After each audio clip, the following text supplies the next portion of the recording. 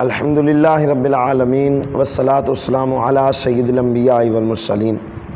سامعین محترم، آج آپ احباب کے ایام تشریق کے متعلق چند ایک باتیں گوش گزار کرنی ہیں۔ اللہ رب العزت میری زبان پر کلمۃ الحق جاری فرمائے کہ ایام تشریق کیا ہیں اور اس میں کیا کرنا چاہیے۔ ایام تشریق سامعین محترم، اس کا معنی ہے یوم النحر کے بعد گوشت کو دھوپ میں خشک کرنا، اور یہ یوم النحر کے 3 دن بعد تک ہوتے ہیں، ان کو ایام تشریق کہا جاتا ہے۔ اور پھر تکبیرات تشریق کسے کہتے ہیں؟ وہ یوم عرفہ کی نماز فجر سے لے کر 13ویں ذی الحجہ کی عصر کی نماز تک تکبیرات تشریق پڑھی جاتی ہیں۔ اور کیا یہ پڑھنا واجب ہے، سنت ہے یا مستحب ہے، کیا ہے؟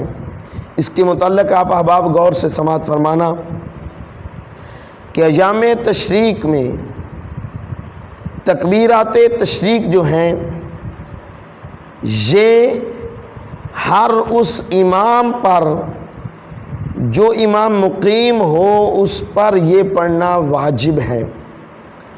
1 مرتبہ اونچی آواز سے پڑھنا واجب ہے، 3 مرتبہ پڑھنا یہ سنت ہے۔ اور جو بندہ اس امام کی اقتدا کرے گا، چاہے وہ مرد ہو یا عورت ہو، چاہے وہ مسافر ہو یا مقیم ہو، جس نے اس مقیم امام کی اقتدا کی، اس امام کے پیچھے نماز پڑھی، اس ہر مرد اور عورت پر 1 مرتبہ پڑھنا یہ اونچی آواز میں واجب ہے، 3 مرتبہ پڑھنا یہ سنت ہے۔ اب احباب پوچھتے ہیں کہ کیا جو بندہ علیحدہ سے آ کر اپنی نماز پڑھے یا پھر گھر میں عورتوں پہ بھی یہ واجب ہے؟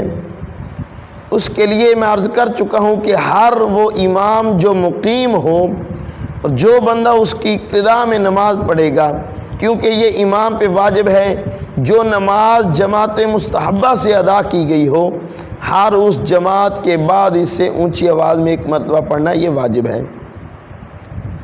رہا سوال کہ جو بعد میں آنے والے ہوں یا جو نماز میں لاحق ہو جائے، اس بندے کے لیے کیا حکم ہے؟ جو بندہ جماعت میں بعد میں آ کر کے ملا کہ 1 رکعت ہو گئی یا 2 ہو گئی، اب وہ کب تکبیرات پڑھے؟ اب وہ جب سلام پھیرے گا، اپنی یعنی رکعتیں مکمل کرے گا، اس کے بعد وہ تکبیرات پڑھے گا۔ تو اس لیے اب تکبیرات پڑھنے کا وقت کیا ہے اور کب ہے، یہ بھی احباب وقار ضروری اور اہم بات ہے۔ جو ہی امام سلام پھیرے اور آپ سلام پھیر لیں، جس پر نماز کی بنا ہو سکے اسی طرح سے یہ تکبیرات پڑھنا بھی لازم ہے۔ مثال کے طور پہ آپ احباب سلام پھیرتے ہیں، السلام علیکم ورحمۃ اللہ، السلام علیکم ورحمۃ اللہ جب کہتے ہیں، تو کوئی ایسا عمل یا کام نہ کریں جس کی وجہ سے آپ نماز کی بنا نہ کر سکیں۔ اسی طرح ان تکبیرات کو پڑھنا بھی لازم ہے کہ السلام علیکم ورحمۃ اللہ کہیں اور کوئی ایسی حرکت نہ کریں جس پہ نماز کی بنا نہ ہو سکے۔ تو نماز کی بنا جیسے ہو سکتی ہے ویسی تکبیرات پڑھنا بھی ضروری ہے۔ مثلا جو ہی السلام علیکم ورحمۃ اللہ کہا، فوراً اللہ اکبر لا الہ الا اللہ اللہ اکبر یہ تکبیرات وہ پڑھے۔ اگر جو نماز میں لاحق ہو گیا وہ بھی آ کر اسی طرح سے اپنی جو نماز مکمل کرے گا اس پہ پھر وہ پڑھے گا۔ تو ان تکبیرات کا پڑھنا 9ویں ذی الحجہ کی نماز فجر سے لے کر 13ویں ذی الحجہ کی نماز عصر تک، یہ یعنی 5 دن ہوتے ہیں۔ تو ان 5 دنوں میں یہ تکبیرات پڑھنی ہر اس امام پہ واجب ہے جو نماز مستحبہ کے ساتھ جماعت کروائے، اور وہ امام بھی مقیم ہو۔